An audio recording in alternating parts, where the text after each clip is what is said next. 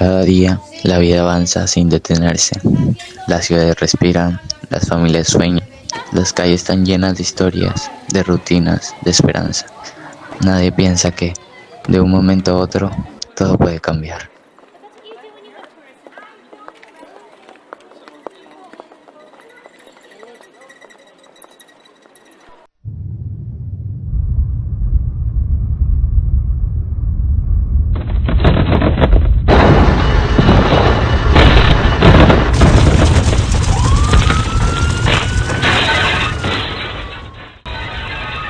Y cuando ocurre, cuando la tierra tiembla, cuando las paredes ceden, ya no importa cuánto soñamos, sino cuánto nos preparamos.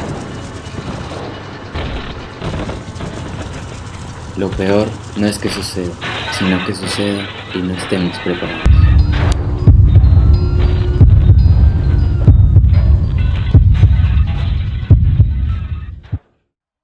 Hola, ¿qué tal? Muy buenas con todos ustedes. En el día de hoy queremos hablarles cómo es que actualmente en el mundo los problemas sísmicos en edificaciones urbanas es un tema crucial, especialmente en las ciudades propensas a terremotos debido a su alto porcentaje de informalidad constructiva. Muchas estructuras presentan altos índices de vulnerabilidad, por lo tanto tienen un alto riesgo al colapso ante un sismo. La sismoresistencia es la capacidad de una edificación para resistir los efectos del sismo sin colapsar. Dado que los terremotos representan una gran amenaza constante para las edificaciones urbanas, la anticipación se convirtió en un factor clave en la ingeniería sismorresistente. Es por eso que hoy abordaremos casos reales que pasan muy seguido ante un sismo por la mala infraestructura antisísmica, o también en otros casos es porque es causado porque hay edificaciones que ya tienen demasiado tiempo y ya cumplieron con su tiempo de vida. La mala infraestructura de drenaje pluvial y la falta de mantenimiento en nuestro departamento de Piura. ¿Qué fue lo que pasó?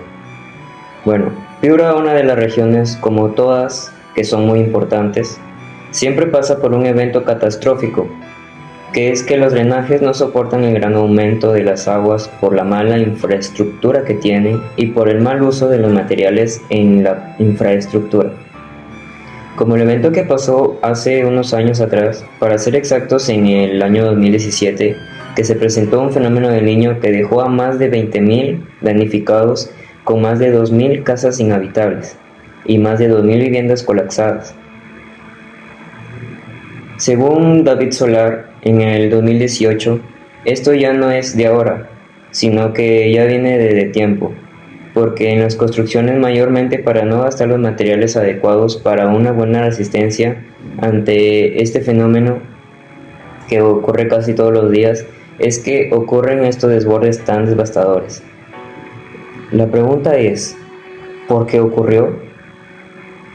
Ahora les vengo a hablar sobre la falta de mantenimiento y prevención. En el primer punto tenemos muchos canales, drenes y defensas ribereñas estaban obstruidos o deteriorados. No se realizaron a tiempo las labores de descolmatación, limpieza del cauce del río, mala planificación urbana. Se construyeron viviendas e infraestructuras en zonas inundables, sin respetar los planes de ordenamiento territorial, infraestructura débil o informal. En este tenemos muchas viviendas eran de materiales precarios o construidas sin supervisión técnica. Las obras de prevención no se habían ejecutado a pesar de sus múltiples advertencias en años anteriores. ¿Pero esto se pudo evitar? No, pero sus graves consecuencias sí pudieron haberse reducido significativamente, como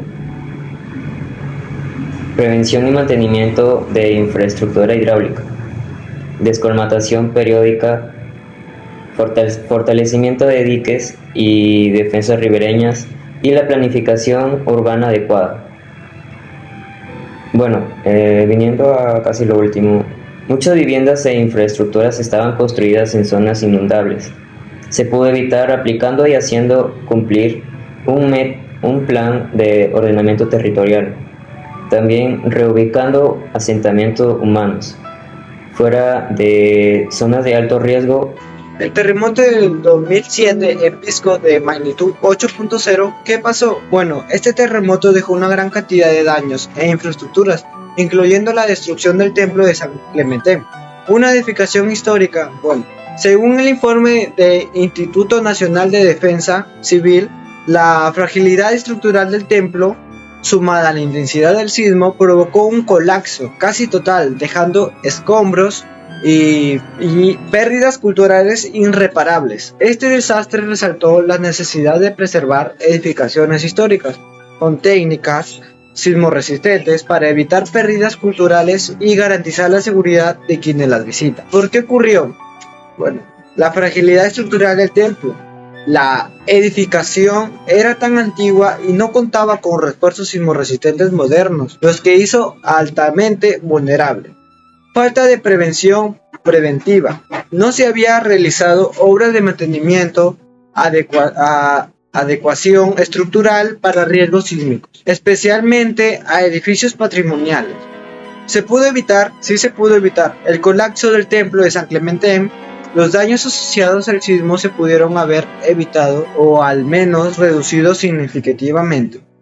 Les explico cómo se puede prevenir este tipo de desastres. Aplicando intervenciones técnicas especializadas, reforzamiento con fibra de carbono, anclaje estructural y mallas discretas, etc. que mantiene la integridad del edificio sin alterar su valor histórico. Estos métodos son usados en muchos países, realizados diagnósticos técnicos regulares del estado del templo para detectar debilidades estructurales y cómo se pudo evitar su colapso.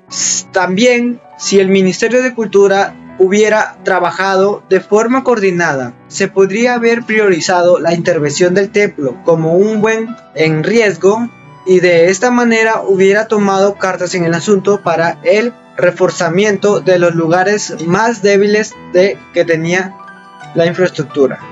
El colapso de las infraestructuras en Japón. Se preguntarán, ¿no?, ¿qué es lo que pasó aquí en este país? Pues déjenme les cuento.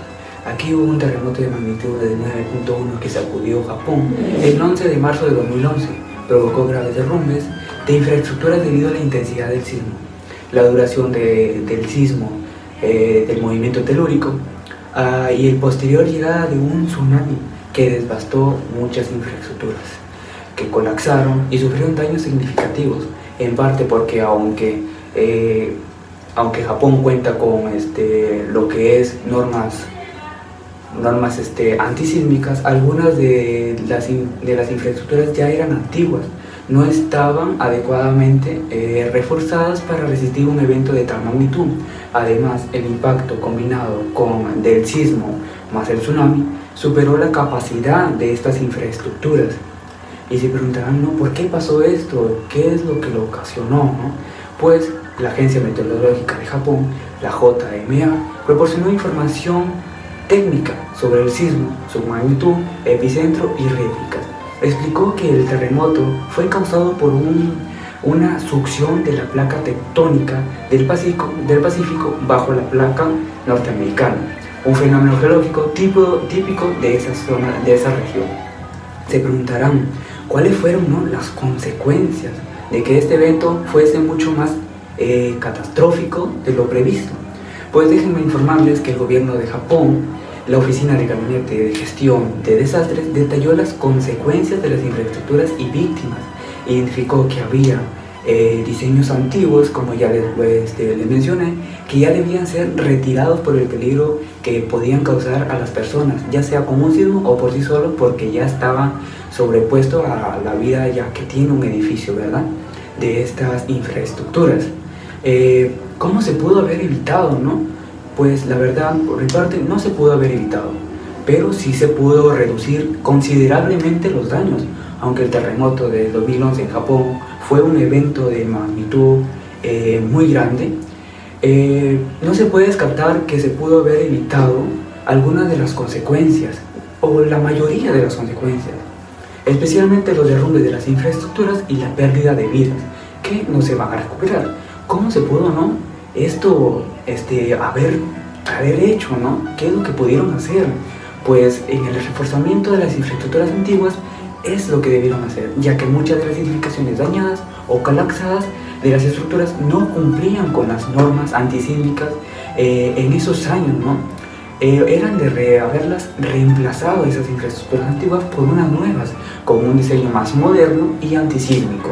También se pudo hacer un mejor manejo de materiales para que sean mucho más resistentes a estos eventos sísmicos, ¿no?